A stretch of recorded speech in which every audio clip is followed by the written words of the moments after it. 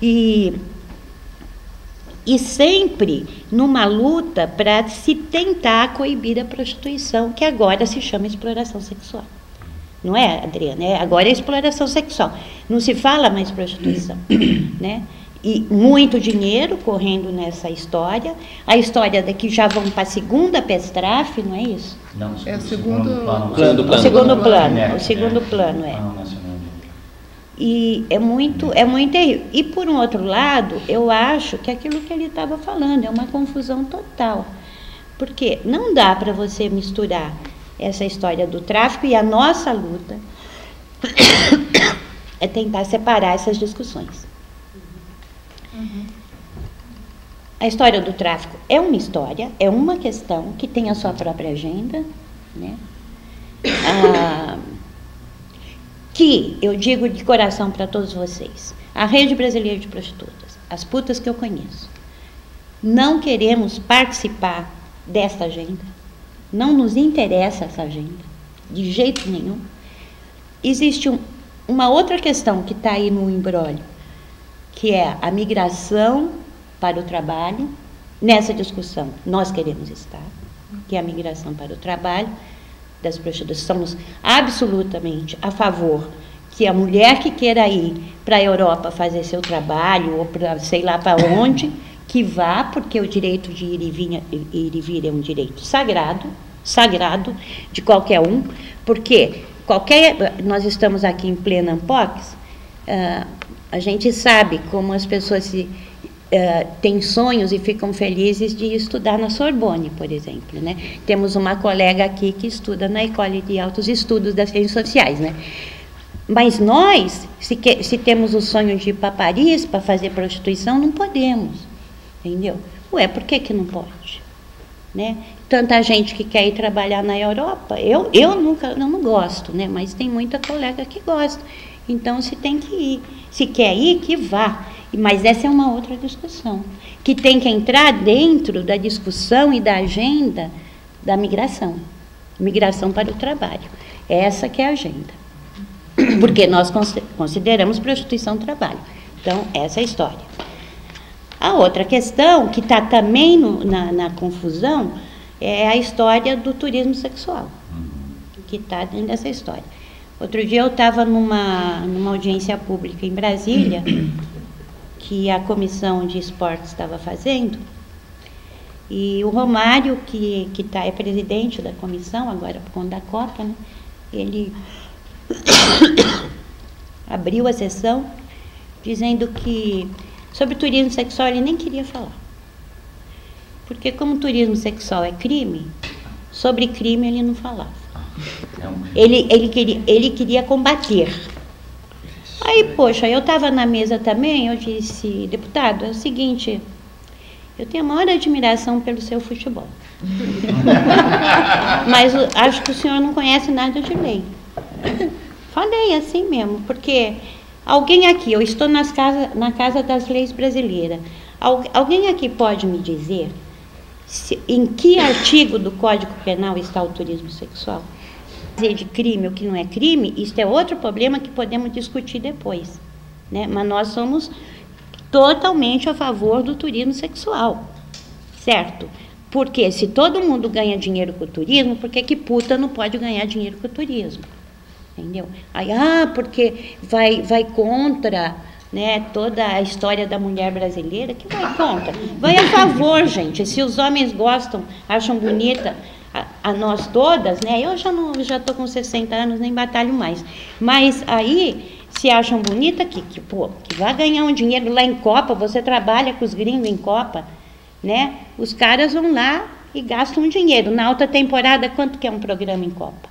O cara varia de 300 a 800 reais. Sabe? Então, quer se tirar... Compara com 1,50. Compara com 1,50. Uma hora vai ganhar mais do que costurar o mês todo. Mas ela não explorada sexual, você não pode levar isso. E a outra coisa, que também está na mesma agenda, né? Está tudo no imbróglio, é a questão das crianças, né? E adolescentes. A tal da exploração sexual de crianças e adolescentes. E que também é outra história, outra agenda complicadíssima, que deve estar separada de tudo isso, né? E cada uma com a sua agenda, porque está misturada de propósito, na minha opinião, está misturada de propósito. Então, Mary Garcia Castro fala sobre isso. Ela, antes de ela entrar nesse jogo, ela já era da Sempre Verde, organização feminista, que é absolutamente contra prostituição. E ela serviu naquele grupo por anos e anos. Daí entrou a Mary Castro, né? Mary Castro. Aquele artigo que a gente escreveu em 2005 foi em resposta a um artigo dela. Foi. Que ela, eu não falei muito, porque foi avisado a não lançar um ataque frontal contra ela, mas todos os pontos naquele artigo são pontos que ela levantou em uma conferência internacional. A gente tratou eles um por um. Ela nunca respondeu, fingiu que não leu. Então tem essa história das crianças, que também é uma outra agenda e tal, que eu acho que deve estar separado, e a história da prostituição como trabalho, que está dentro dessa agenda também, desse imbróglio todo. Se não se separar, essa é a minha opinião, Maia, se não se separar, a gente vai continuar nessa discussão inglória, altamente preconceituosa e estigmatizante. Elas vão continuar a entrar no avião da Ibéria, como eu já vi várias vezes, maltratadas. Eu já vi mulher que estava gritando muito entrar algemada no avião. Gente, isso não se pode. No último banco, a Ibéria, não teve uma vez que eu não viajei pela Ibéria que não tinha gente repatriada no último banco. As mulheres são maltratadas nos consulados, né? Então, daí o que ela tem que fazer? Quando ela vai lá, quando ela é presa, porque ela já passou os 3 meses e tal. Ela sabe que vai ser maltratada, ela chega no consulado e diz, eu fui traficada. Porque pelo menos ela vai ter um status de vítima, né? Ela, né? E não de criminoso, não é verdade? Então, poxa, ou se começa a pensar a história de uma outra forma, nós vamos sempre discutir isso, sempre vai ter dinheiro para essa questão, porque as pessoas querem por aí lutar contra a prostituição. Nós, do movimento, eu quero terminar aqui, não queremos participar dessa discussão sobre tráfico. Não é nossa intenção. É só isso e depois a gente discute mais. Obrigada.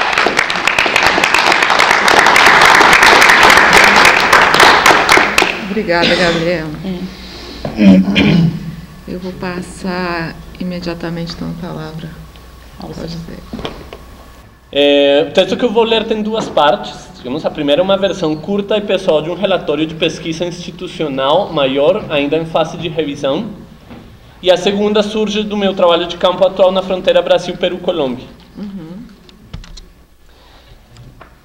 Tentando pensar as 3 perguntas, estamos tentando responder um pouco fabulisticamente as 3 perguntas e tentando pensar outras coisas como o que faz a antropologia, qual é a missão da antropologia, digamos, o que a antropologia faz com relação, por exemplo, a esse tema hoje, a pauta do tráfico, enfim. Bom, durante outubro e novembro de 2010, eu e mais 3 pesquisadores de campo acompanhamos um levantamento de informação realizado por uma ONG e financiado pela Secretaria de Direitos Humanos da Presidência da República em 4 mais 2 cidades de fronteira internacional no Arco Norte.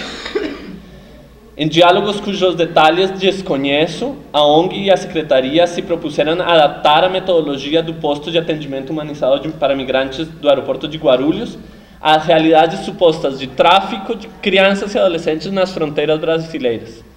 Até onde soubemos, não existia qualquer diagnóstico quali ou quantitativo sobre tal realidade nesses locais. Para tal objetivo, definiram que seria necessária a realização de um pequeno diagnóstico sobre o tema em algumas cidades piloto. O objeto do levantamento foi mapear o funcionamento a nível local do sistema de garantia de direitos de crianças e adolescentes, especificamente no tema de tráfico interno ou internacional com fins de exploração sexual. Através desse levantamento institucional, esperávamos aproximar-nos a casos, processos ou histórias concretas. Conversamos com mais de 60 pessoas, entre funcionários e funcionárias do Estado em diversos níveis e de diversas responsabilidades, lideranças comunitárias e outros atores sociais. Meu sotaque está terrível, porque estou uma coisa da fronteira, mas enfim. Visitamos locais indicados pelos entrevistados como pontos de risco, bem como outros não mencionados. Os dados brutos e explícitos que transformariam esse conto que eu vou ler num relatório de pesquisa encontram-se em revisão e são propriedade da Secretaria de Direitos Humanos. Bem, não encontramos nenhum caso concreto com pistas ou provas de tráfico de crianças e adolescentes com fins de exploração sexual. Também nenhuma narrativa consistente de familiares, vizinhos, amigos ou conhecidos diretos. Nenhum caso ou esquema ou rota foi denunciado ou estava sendo investigado pelas autoridades responsáveis. Nenhum programa concreto de prevenção ou detecção de casos. No lugar do tráfico de pessoas, achamos narrativas insistentes sobre violências diversas, tráfico de drogas, descaso estatal com as crianças, jovens, adolescentes e mulheres, especialmente pobres e índios, e indícios recorrentes de sexo intergeracional com adolescentes menores de 18 anos, incluindo exploração sexual. Tudo ancorado em dinâmicas locais e não translocais nem transnacionais, muitas vezes explicadas pelas pessoas como razões da cultura amazônica ou cultura indígena, ou dos costumes institucionais, como o caso dos soldados do exército, que tem uma missão reprodutiva claramente nas fronteiras do Brasil. É a sua principal missão. Isso para a gente ficou muito claro, assim, de poblamento. Porém, nenhum processo judicial de exploração foi declarado pelas instituições. Mas muito além dos não casos institucionais de tráfico e exploração, o que encontramos foi que a grande maioria dos atores entrevistados, salvo raras exceções, não tinham qualquer claridade sobre direitos humanos / direitos sexuais, sobre as noções de tráfico ou de exploração sexual, nem sobre os procedimentos institucionais.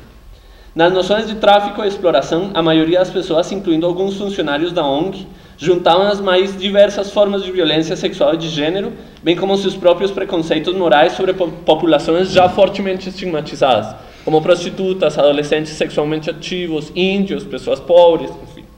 Ou sobre práticas vistas como nocivas ou de risco, como o consumo de álcool, entre outras coisas. Encontramos, juntando com Paulo e com a Gabriela, encontramos um sistema de produção de emoções, vinculados ao pânico, à perda de sentido e à perda de compreensão, digamos, da realidade. E um sistema de produção de confusões estratégicas, confusões estratégicas, que a gente viu também num artigo produzido, que estamos escrevendo com a Yara Belelli no Pagu, sobre mídia, né, a partir de produtos da Rede Globo e trabalho jornalístico na Rede Globo. E a gente viu isso, produção estratégica de confusão, assim. E aí vou no conto. Então encontramos medos sobre as práticas, véus sobre os medos sobre os véus e véus sobre as práticas. Repete? Não, medos sobre as práticas, medos sobre as práticas. Medos sobre os práticos. Véus sobre os medos, medos sobre os véus e véus sobre as práticas. Nossa Senhora. Uma das pessoas da ONG, por exemplo, conhecedora inteligente da lei, pergunta na nossa volta de campo: a moça era do lado A da fronteira e foi para o lado B da fronteira para se prostituir? Sim. Alguém transportou, ajudou, hospedou, agenciou ela? Sim. Provavelmente um amigo mototaxista levou ela para o motel. Ah, então tem tráfico internacional. Enfim. Fácil. E entre outras coisas, essa pergunta nos trouxe à equipe de pesquisa uma angústia. Como será lido o nosso relatório pela Secretaria de Direitos Humanos? O que é que será feito com esse relatório? Como fazer para que ele não servisse para uma política de fechamento de fronteiras ou de policiamento sensível sobre a circulação territorial, a sexualidade e o corpo das pessoas? Como não alimentar a sobreestigmatização de grupos sociais determinados?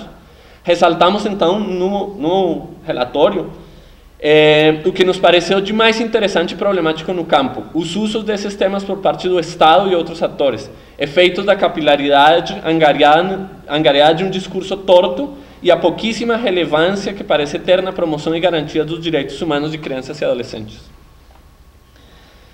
Cidade 1. Depois de mais de 8 horas de caminho, o ônibus para pela segunda ou terceira vez para resolver algum problema mecânico. Estamos sentados na beira de estrada, meia tarde, numa paisagem absolutamente bela.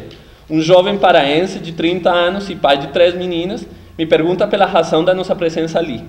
Falo que somos de uma ONG que está fazendo um trabalho sobre a situação de crianças e adolescentes na região. Evito usar a palavra tráfico. Imediatamente o jovem diz que é muito bom, porque ali acontecia tudo errado. Aqui o pior problema é o tráfico, diz para minha surpresa. Tráfico? Como tráfico? Tráfico de meninas, adolescentes. Não, mas como assim? Tráfico para fora? Não, me olha estranhado. Nas próprias comunidades, os mais velhos, os próprios pais ou tios tiram a inocência delas. Para eles, uma menina de 9, 10, 11 anos já é mulher. E por aí vai a conversa. Isso era tráfico. Isso era Cidade 2. O pessoal do CRES, do Centro de Referência Especializado em Assistência Social, que é a pessoa que nos âmbitos locais é o responsável pelo plano de enfrentamento, nos convidou a uma saída para mapear os pontos de risco. Aconteceu em 2 carros, sem sair deles, entre as 22 e as 23 horas. O primeiro ponto era uma boate galpão na beira de Estrada Internacional, na saída da cidade. A boate estava fechada, contudo, as pessoas do CRES afirmaram que naquele lugar tudo acontece. Só que mais tarde na noite, desculparam-se, o lugar ficou marcado no mapeamento. Tal situação se repetiu com praticamente todos os mais de 10 locais visitados dentro dos 2 carros aquela noite. Hoje não tem, mas normalmente, nessa hora da noite ainda não começou, mas mais tarde, aqui é depois da meia-noite, tratava-se de botecos, boates, bares, praças, esquinas e restaurantes de beira de estrada, identificados como locais de risco, sem que, contudo, tivéssemos conseguido presenciar nenhum evento ou configuração de relações que permitisse supor a exploração ou o tráfico. Perguntamos quando o objeto da identificação foram bares de estrada, nos que socializavam mulheres e homens, provavelmente caminhoneiros, se já alguma vez tinham ido naqueles locais nas horas e nos dias do movimento. A resposta foi um não contundente. Continuou. Em algum ponto do percurso passamos pela esquina de um bairro residencial, na qual 2 moças de aproximadamente 10 e 13 anos brincavam e dançavam na companhia de um homem adulto. O motorista do carro, um taxista amigo do CREAS, chamou a atenção sobre a situação. 2 de menor, com um homem adulto, na rua, nessa hora da noite. Comentário semelhante brotou quando, em outra região da cidade mais popular, o carro deu de frente com um casal de adolescentes que se beijavam apaixonadamente na calçada. Sem nenhum respeito, o motorista deteve-se do seu lado, abriu a janela para indicar para nós a situação de risco. Eles suspenderam-se o beijo e olharam assustados para o interior do carro, que logo prosseguiu seu caminho. Cidade 3. Fomos convidados pelo comandante local do Exército a acompanhar um evento que iríamos gostar bastante, que seria muito importante para o nosso trabalho e sobre o qual não poderíamos antecipar nada. Era meia-noite da sexta-feira quando descemos na sede da instituição militar do carro que nos buscara no hotel. Na nossa frente, dezenas de homens fardados aguardavam a informação de inteligência e uma ordem do comandante. Faltando alguns minutos para as 2 horas da manhã, ele deu a ordem de partir. Lá fora, mais de 200 homens do exército, armados com equipamentos leves, além de integrantes da Polícia Federal e da Força Nacional de Segurança, esperavam devidamente formados.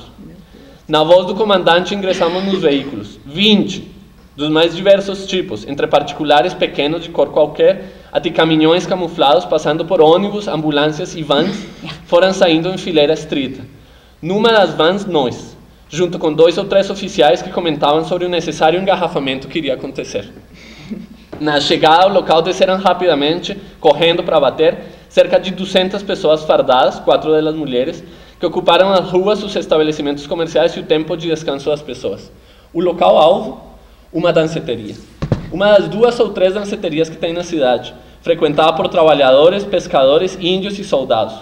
O local foi rapidamente ocupado. Luzes acesas e som desligado, homens de um lado, mulheres do outro.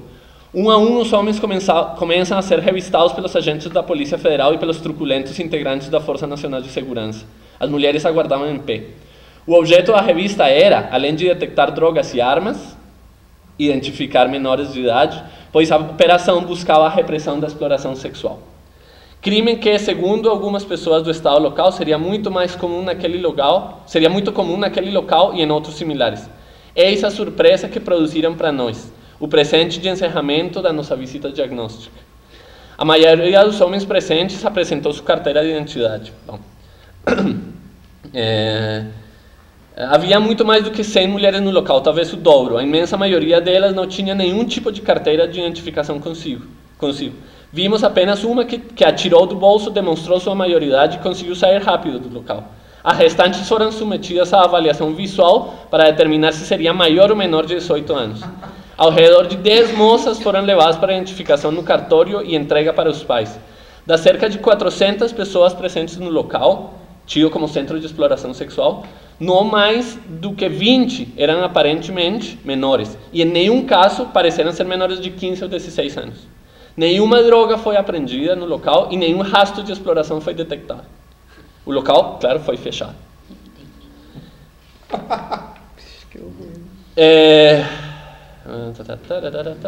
Bom. Na mesma cidade, encontramos a Lulu, num abrigo de freiras. Lulu tinha 13 anos, era índia de nacionalidade colombiana que morava com pai, mãe e irmãos numa aldeia subindo o rio, na Colômbia. Sem muitos mais dados, sabemos que ela foi morar com uma tia, também índia, perto da fronteira com o Brasil. A tia entregou, não sabemos em quais condições, para um homem brasileiro, maior de idade, que a levou de Rio até o distrito brasileiro fronteiriço. E dali contou-me a menina, num espanhol bastante cansado e escasso, pegou um avião até a cidade onde nos encontramos. Quando tentaram sair da cidade, de barco com destino Manaus, foram detidos por um integrante da Força Nacional de Segurança que suspeitou da situação e indagou. Contou-nos o soldado que o homem afirmava ser o marido e que no início a menina concordou, mas depois pediu ajuda. Dizem que ela contou que tinha sido estuprada várias vezes e que não sabia nada mais. O homem estava preso na cidade e o caso na justiça esperando para ser resolvido, enquanto a menina aprendia algumas primeiras palavras do português. Sobre os comos, os porquês e os paraquês da travessia da moça que permitissem para quem fosse interessante contabilizar como caso de tráfico e exploração, ninguém sabe mais nada. A gente nunca se soube, até aquele momento, a razão e a maneira da viagem. Agora uma inferência que para nós foi interessante. Suponhamos que aquele distrito do qual a menina falou que partiu de avião para a cidade em companhia do adulto fosse, como de fato é, um desses locais no meio da selva fechada da Alta Amazônia, em que a única pista de pouso faz parte da infraestrutura necessária de qualquer pelotão da fronteira. Então, suponhamos, e apenas a modo de imaginação, que todos esses aviões que decolam ou pousam daquela pista ou são militares ou são controlados pelos militares encarregados de cuidar da soberania nacional. Nesse caso, deveríamos pensar que a menina Lulu entrou sem nenhum tipo de controle e verificação em território brasileiro em companhia de aquele homem que vinha estuprando sob condições dispostas pela força de maior presença e orçamento na região. Bem, quarta cidade. Vamos escutar a voz de uma conselheira tutelar. Um dia desse, meu colega viu duas meninas saindo de um quarto com um militar. A menina bonitinha. A gente sabe que ela não namora, certo? Que ele não namora com ela, certo? Ele não namora, militar não namora. Militar faz sexo. Não casam, raramente casam, até porque a maioria já são casados. Ele vem para cá, vem passar 2 anos e vão embora. Ou nem passam tudo isso. As meninas têm na cabeça delas que eles podem dar uma vida melhor. Elas não estão erradas. Essas duas era de manhã, era de manhã bem cedo. 3 dias depois, a mãe veio aqui dizendo que elas tinham desaparecido. Eu vi o nome e lembrei da menina, até porque uma dessas estava na lista que não estava das que não estava indo para a aula na escola. Ela estava saindo de um quarto, provavelmente o quarto do homem, um quarto alugado onde mora um militar. 2 com um homem. Mas quem sou eu para perguntar? A conselheira tutelar. Mas quem sou eu para perguntar dela ou o que o homem deu para ela? Passaram 2 ou 3 dias, elas foram encontradas, a mãe encontrou. Agora pensa no teu entendimento, no meu entendimento. O que ela está fazendo no quarto com o homem? O que o homem deu para ela? Ele foi lá na casa da mãe dela e disse que queria namorar sua filha? Eu quero ficar com ela, eu quero casar com ela? Não, ele encontrou ela em algum lugar e levou para dentro do quarto. Não só ela, mas 2. Só para vocês entenderem, são de uma comunidade bem pobre. Quando questionada esta pessoa sobre o que disseram as meninas para o conselho, o informante diz que a denúncia foi na parte da manhã, fora do seu horário de trabalho, não tendo mais dados concretos da situação. Na mesma cidade, a senhora K, uma militante local de direitos humanos e dos direitos das mulheres, nos disse que nos apresentaria uma mulher que tinha uma história concreta de uma filha que foi traficada. A mulher chega com uma amiga, não tem muito claro por que estão ali e as dificuldades de comunicação entre nós são grandes. Elas desabafam sobre o descaso do estado local em termos como esgoto, escola, saúde, etc. Depois de muito perguntar, a mulher contou que uma filha sua, 6 anos atrás, quando tinha 15, fugiu com uma amiga e vizinha a uma cidade próxima. Disseram que tinha ido com